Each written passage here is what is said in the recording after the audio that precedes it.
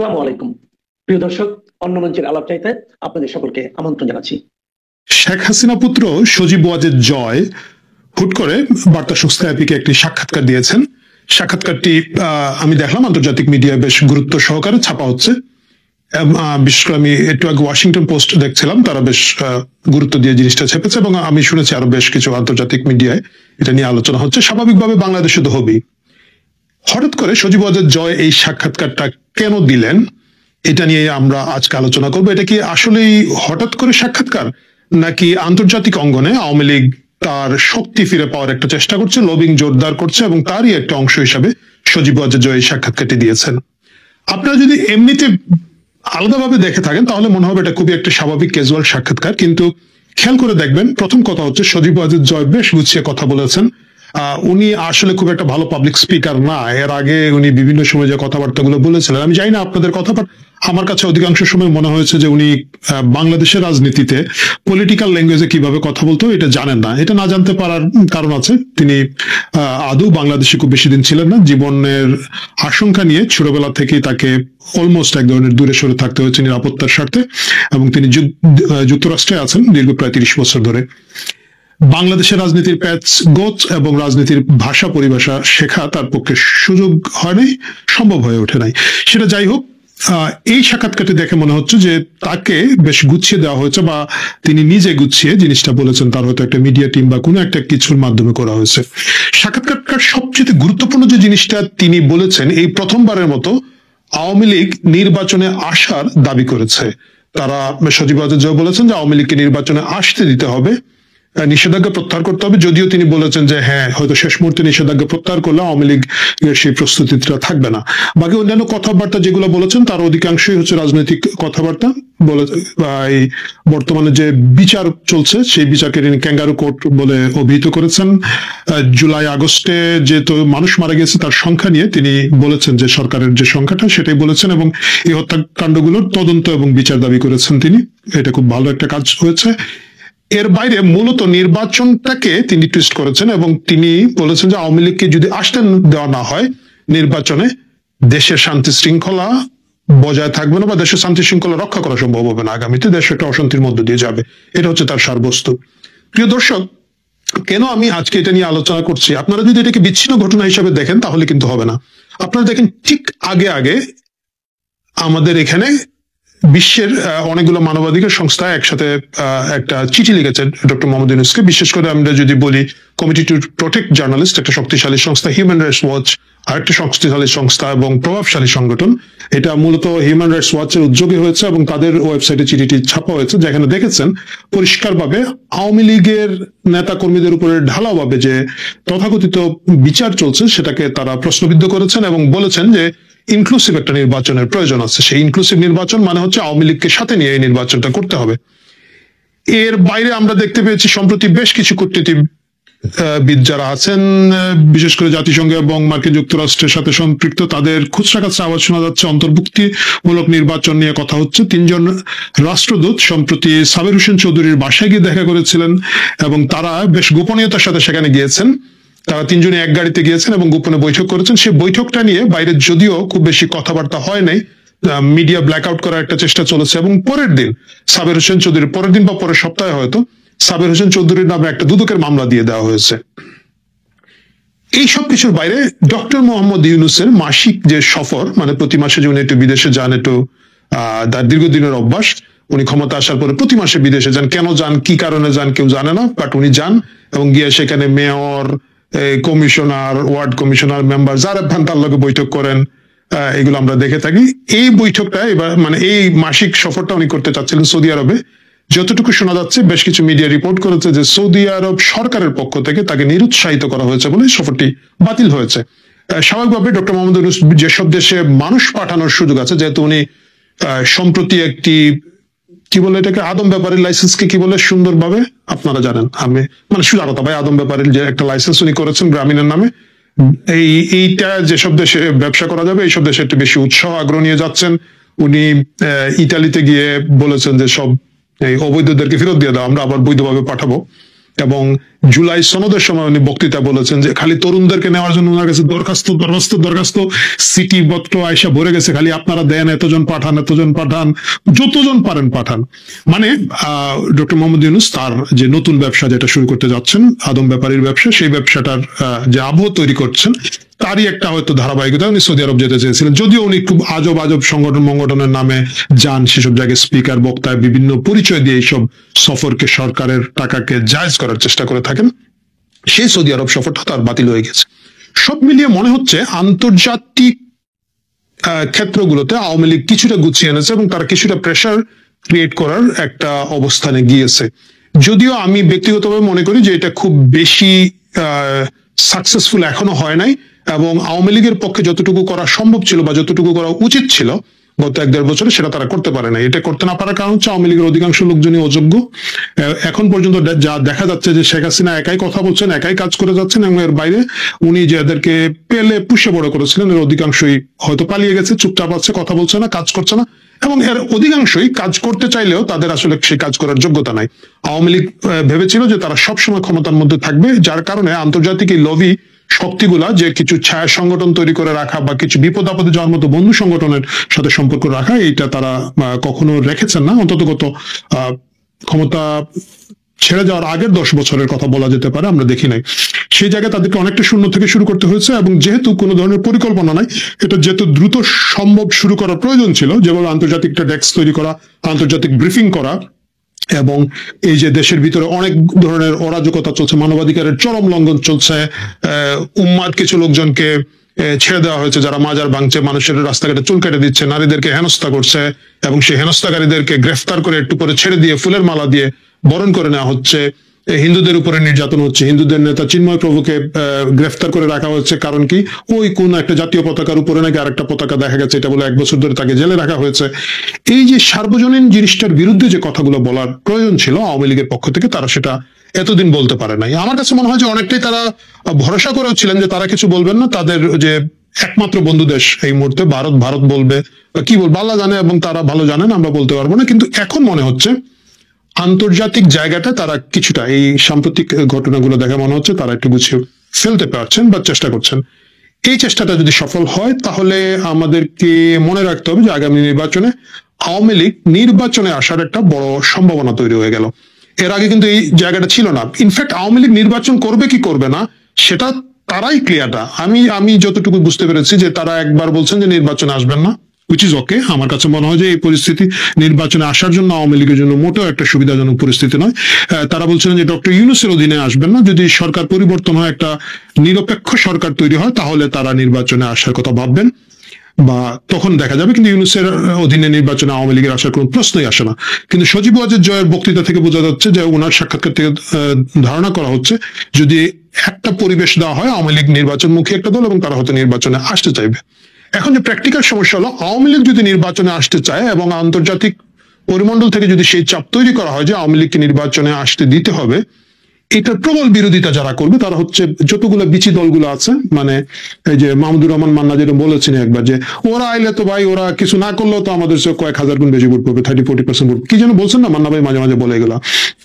এই যে ছোট ছোট যে দলগুলো আছে, one man show, talk show নেতা, এরা প্রত্যেকে বিরোধিতা করবে, এবং এনসিপি একটা বিরাট আকারে বিরোধিতা করবে, কারণ তাদের অনেকেরই শখ আওয়ামী লীগ মাঠে না আসলে তারা এককভাবে সেই আওয়ামী লীগের ভোটটা নেবেন। জামাতের একটা শখ আওয়ামী লীগের ভোটটা নেবেন। ইনফ্যাক্ট বিএনপি ছাড়া আমার কাছে মনে হয় যে প্রত্যেক রাজনৈতিক দলই এখন আওয়ামী লীগের যে ভোট আছে, মানে একটা কথাই আছে 30-40% ভোট আওয়ামী লীগের আছে, এত না থাকলেও তাদের একটা ফিক্সড ভোট আছে। এবং বিশেষ করে গত 1 বছরে ডক্টর ইউনূসের এই অমানবিক ফেইলিওরের পরে, এই হাস্যকর ফেইলিওর এবং এই পুরো সরকারকে নিয়ে একটা ক্লাউন এবং কার্টুন ব্যবস্থার পরে যেটা হয়েছে যে অনেকেই আবার আগেই ভালো ছিলাম স্লোগানের মধ্যে চলে যাচ্ছে, এবং সেটা আওয়ামী লীগের দিকে তাদের সেই ভোটগুলো ঘুরে যাওয়ার একটা আশঙ্কা আমি বলবো, বা সম্ভাবনা যদি বলেন পজিটিভলি তৈরি হয়ে গিয়েছে।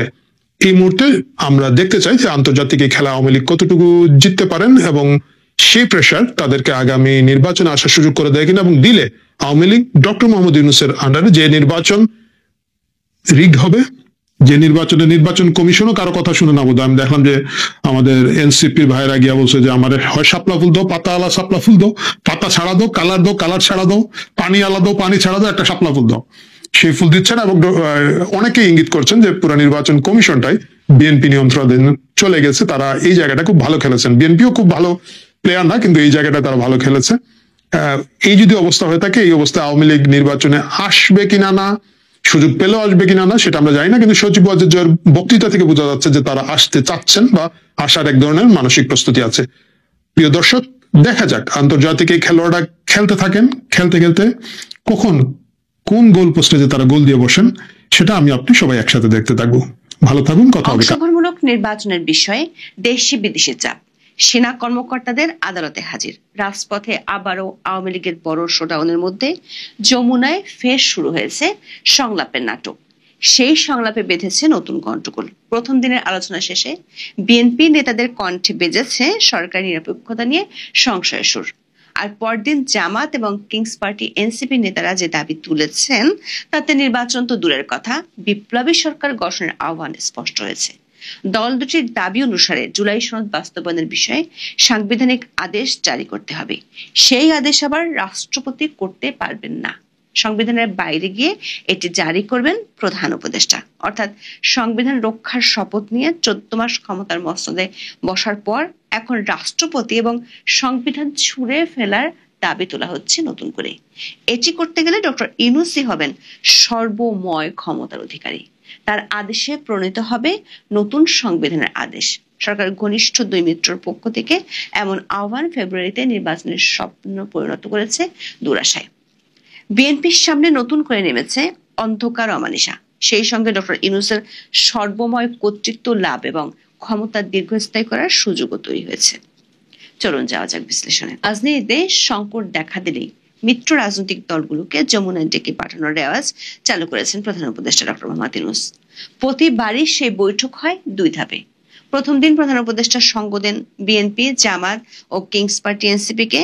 এর পরের দিন সান্নিধ্য পান অন্য দলের নেতারা। তবে হঠাৎ করে এবার ঘটল ব্যতিক্রম। আকস্মিকভাবে 21শে অক্টোবর সন্ধ্যায় কেবল বিএনপি নেতাদের সঙ্গে বৈঠক করলেন ডক্টর ইউনূস। পরদিন যমুনায় আলাদা বৈঠক হয় এনসিপি এবং জামাতের সঙ্গে। বিভিন্ন সূত্র বলছে, বিএনপির চাহিদা মেনেই হয় প্রথম দিনের একক আলোচনা। আর তাদের চাপ সামাল দিতে পরদিন ডাক পড়ে কিংস পার্টি, এনসিপি এবং জামাত ইসলামের। বলা যায় 22শে অক্টোবর বৈঠক ছিল বিএনপিকে শাসিয়ে দেওয়ার জন্য। আলোচনা শেষে এনসিপি এবং জামাত নেতাদের বক্তব্য স্পষ্ট হয়ে ওঠে, বিএনপির ক্ষমতায় যাওয়ার স্বপ্ন খুব সহজে পূরণ হচ্ছে না। যমুনায় 21শে অক্টোবরের আলোচনা শেষে বেরিয়ে সাংবাদিকদের সঙ্গে খুব অল্প কথাই বলেন বিএনপি মহাসচিব। তবে তাতে ছিল গুরুত্বপূর্ণ কিছু ইঙ্গিত। বোঝাই যায় অধ্যাপক ইউনূসের প্রতি খুব বেশি ভরসা করতে পারছে না ফেব্রুয়ারিতে নির্বাচনের স্বপ্নের বিবর দলটি। নতুন করে তারা প্রশ্ন তোলে সরকার নিরপেক্ষতা নিয়ে। যমুনার সামনে দাঁড়িয়ে বিএনপি মহাসচিব মির্জা ফখরুল ইসলাম আলমগীর সাংবাদিকদের জানান, নির্বাচনে অন্তর্বর্তী সরকারকে নিরপেক্ষতা বজায় রাখার জন্য সরকারের মধ্যে কোনো দলীয় লোক একে থাকলে তাদের অপসারণ করতে হবে। অন্তর্বর্তীকালীন সরকারকে তত্ত্বাবধায়ক সরকার আদল দেওয়ার দাবিও তোলেন তিনি। সাংবাদিকেরা প্রশ্ন করেছিলেন, বিএনপি উপদেষ্টা পরিষদ থেকে ছাত্র উপদেষ্টাদের সরানোর দাবি তুলছে কিনা। এর জবাবে কৌশলে এড়িয়ে যান মির্জা ফখরুল। বলেন, তারা নির্দিষ্ট কারো কথা বলেননি, তবে বেশ কয়েকটি সূত্র থেকে আমরা নিশ্চিত হয়েছি ছাত্র উপদেষ্টাদের পক্ষপাত নিয়ে উদ্বেগ বিএনপির পিছু ছাড়ছে না। প্রায় 4 মাস আগেও একই দাবি তুলে শূন্য হাতে ফিরতে হয় দলটি। এমনকি ঢাকা দক্ষিণের মেয়র পদে ইশাক হোসেনকে বসানোর স্বপ্ন বলে দিতে হয় দলটিকে। মিত্রদলের অংশ হিসেবে 24শে মে যমুনায় গিয়েছিলেন বিএনপি নেতারা। সে সময়ও তারা সরকার নিরপেক্ষতা নিয়ে প্রশ্ন তুলেছিলেন। সে সময় বিএনপি জানায়, অন্তর্বর্তী সরকার নিরপেক্ষতা বজায় রাখার স্বার্থে বিতর্কিত কয়েকজন উপদেষ্টাকে সরিয়ে দেওয়া দরকার। উপদেষ্টা আসিফ মাহমুদ, মাহফুজ আলম এবং জাতীয় নিরাপত্তা উপদেষ্টা খলিলুর রহমানকে বাদ দেওয়ার দাবি জানানো হয় বিএনপির পক্ষ থেকে। সেই বৈঠক শেষে বিএনপি নেতা সালাউদ্দিন আহমেদ সাংবাদিকদের বলেন, 2 ছাত্র উপদেষ্টা এবং জাতীয় নিরাপত্তা উপদেষ্টার পদত্যাগের বিষয়টি আমরা লিখিতভাবে প্রধান উপদেষ্টাকে জানিয়েছি। তাদের কর্মকাণ্ডের কারণে সরকার নিরপেক্ষতা ক্ষুণ্ণ হচ্ছে বলে বিএনপি মনে করে। তবে বিএনপির বহু দাবির মতো সেটিও ভেসে যায় যমুনার জলে। এর 4 মাস পরে এসে 21শে অক্টোবর আবারও তোলা হয় একই দাবি। তবে এবারও তাদের চাওয়া যে পূরণ হচ্ছে না তা পরদিনই আইন উপদেষ্টার বক্তব্য থেকে স্পষ্ট হয়েছে। নির্বাচনকালীন সরকারে কোনো পরিবর্তন আসার সম্ভাবনা সরাসরি নাকচ করে দেন আসিফ নজরুল। সাংবাদিকদের প্রশ্নের জবাবে তিনি বলেন, এ ধরনের কোনো কিছু আলোচনা হয়নি। নির্বাচনকালীন সরকার ছোট হবে না কেমন হবে এ ধরনের কোনো দাবিও কোনো মহল থেকে উত্থাপিত হয়নি। দলীয় সমর্থক উপদেষ্টাদের সরিয়ে দেওয়ার দাবিকেও খুব একটা পাত্তা দেননি আইন উপদেষ্টা। বলেন, তাদের বিরুদ্ধে সব দলই অভিযোগ করে। এক দল বলে ওই দলের লোক আছে, আর এক দল বলে ওই দলের লোক আছে। যেহেতু সব দলই অভিযোগ করে অন্য দলের লোক আছে, তার মানে হচ্ছে সরকার নিরপেক্ষভাবে দায়িত্ব পালন করছে। দর্শক, যমুনার বৈঠক শেষে বিএনপি মহাসচিবের কথায় একটি গুরুত্বপূর্ণ ইঙ্গিত আমরা পেয়েছি। বিশেষ করে সব দলের অংশগ্রহণে নির্বাচনের জন্য আন্তর্জাতিক চাপ ক্রমাগত যখন বাড়ছে, তখন বিএনপির কণ্ঠ বাজছে পরিবর্তনের সুর। ফেব্রুয়ারিতে জাতীয় নির্বাচনকে অর্থবহ, নিরপেক্ষ ও সবার কাছে গ্রহণযোগ্য করার উপর জোর দেন বিএনপি মহাসচিব। তিনি বলেন, এই জন্য এই মুহূর্ত থেকে অন্তর্বর্তী সরকারকে তত্ত্বাবধায়ক সরকারের ভূমিকায় যেতে হবে। এজন্যই প্রথমে প্রয়োজন প্রশাসন যে পুরোপুরি নিরপেক্ষ সেই ধারণা জনগণের মধ্যে তৈরি করা। বিএনপির কয়েকটি সূত্র থেকে আমরা নিশ্চিত হয়েছি, প্রশাসনের বিভিন্ন পর্যায়ে জামাতের নিয়ন্ত্রণ নিয়ে বড় ধরনের উদ্বেগ তৈরি হয়েছে দলটিতে। এমন অবস্থায় কোনোভাবে নির্বাচন হলেও পরিবেশ বিএনপির আয়ত্তে থাকবে কিনা তা নিয়ে সংশয় দেখা দিয়েছে। যমুনার বৈঠকে এ সংক্রান্ত উদ্বেগ তুলে ধরেন বিএনপি নেতারা। তবে এর পাল্টা জবাবে পরদিন ডাক পড়ে এনসিপি এবং জামাতের। দল দুটির নেতারা অধ্যাপক ইউনূসের সঙ্গে বৈঠক শেষে যা বলেছেন তাতে বিএনপির স্বপ্ন দুঃস্বপ্নে পরিণত হতে চলেছে। এনসিপি এবং জামাতের পক্ষ থেকে যে প্রেসক্রিপশন এসেছে তা বাস্তবায়ন হলে সেই পুরনো বিপ্লবী সরকারের তত্ত্বই কার্যকর হবে। বিদ্যমান সংবিধান বিলুপ্ত হয়ে অসীম ক্ষমতাবান বিপ্লবী সরকারের প্রধান হতে হবে ডক্টর মোহাম্মদ ইউনূসকে। রাষ্ট্রপতির সাংবিধানিক এখতিয়ার কেড়ে নিয়ে তিনি জারি করবেন কথিত সাংবিধানিক আদেশ।